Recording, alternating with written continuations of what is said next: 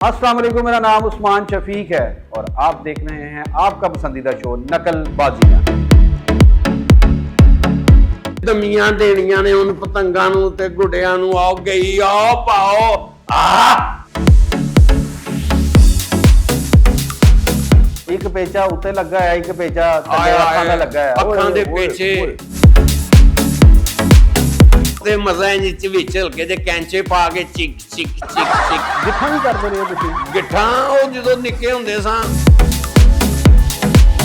ਸਾਡਾ ਮਸਾਇਆ body builder. अच्छा ਉਹਨੇ ਗੁੱਡਾ ਢਾਇਆ 1.5 ਤਾਵਾ। अच्छा ਇਧਰੋਂ ਮੈਂ ਢਾਇਆ ਸ਼ਰਲਾ 1.5 ਰੁਪਏ ਵਾਲਾ। अच्छा ਉਹਨੂੰ ਹੱਥ ਮਾਰਿਆ, ਉਹ ਟੱਪ ਕੇ ਆਇਆ ਕੋਠੇ ਤੇ। अच्छा ਉਹਨੇ ਫਿਰ ਕੰਟੀਨੇ ਨਹੀਂ ਲੱਗੇ ਛੱਤਾਂ ਤੇ। हाँ नहीं तो पतंग फस जांदी। ਉਹ ਪਤੰਗ ਕੀ ਡੋਰ ਫਸ ਜਾਂਦੀ ਸੀ, ਇੰਜ ਘਮੇਰੀ ਦੇਣ ਲਈ ਲਿਜਾਣੀ ਥੱਲੇ ਥੱਲੇ, ਉਹ ਪਤਾ ਚੱਲਿਆ ਕਿ ਕੰਟੀਨੇ 'ਚ ਫਸ ਗਈ।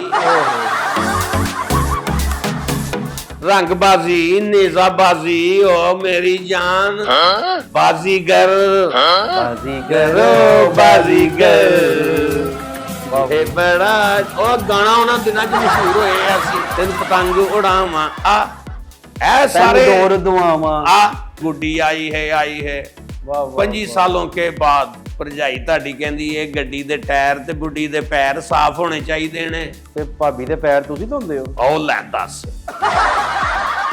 ਪਾਲ ਕਿਵੇਂ ਹੋ? ਮੈਨੂੰ ਇਹ ਨਹੀਂ ਸਮਝ ਲੱਗੀ ਤੁਹਾਡੀ। ਸ਼ਰਲੇ ਨਾਲ ਹੱਥ ਮਾਰਨਾ ਹਰ ਬੰਦੇ ਦਾ ਕੰਮ ਨਹੀਂ ਹੈਗਾ, ਤੇ ਉਸ ਤੋਂ ਬਾਅਦ ਜਿਹੜੀਆਂ ਗਾਲਾਂ ਆਉਂਦੀਆਂ ਨੇ ਉਹ ਵੀ ਬਰਦਾਸ਼ਤ ਕਰਨਾ ਹਰ ਬੰਦੇ ਦਾ ਕੰਮ ਨਹੀਂ ਹੈਗਾ।